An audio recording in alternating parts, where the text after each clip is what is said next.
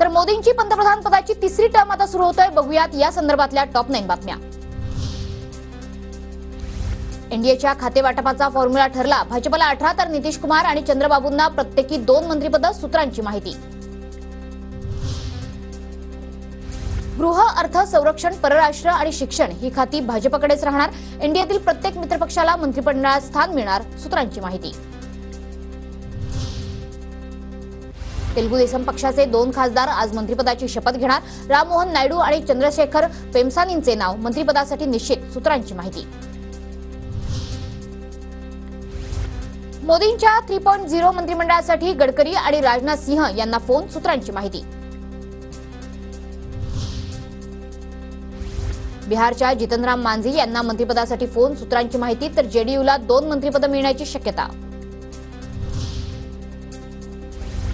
जेडीयूच्या लालन सिंह आणि रामनाथ ठाकूर यांना मंत्रिपद मिळणार। सूत्रांची माहिती। शिंदे गटाचा एक मंत्री आज मोदींसोबत शपथ घेणार। मंत्रिपद कुणाला द्यायचं याचा निर्णय मेरिटवर घेतला जाईल। मुख्यमंत्री एकनाथ शिंदेंची माहिती। अजित पवार गटाकडून केंद्रीय मंत्रिपदासाठी प्रफुल्ल पटेलांच्या नावावर शिक्कामोर्तब। प्रफुल्ल पटेल आज मोदींसोबत शपथ घेणार।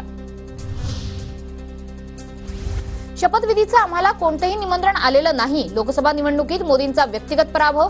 जयराम रमेश यांची नरेंद्र मोदींवर टीका।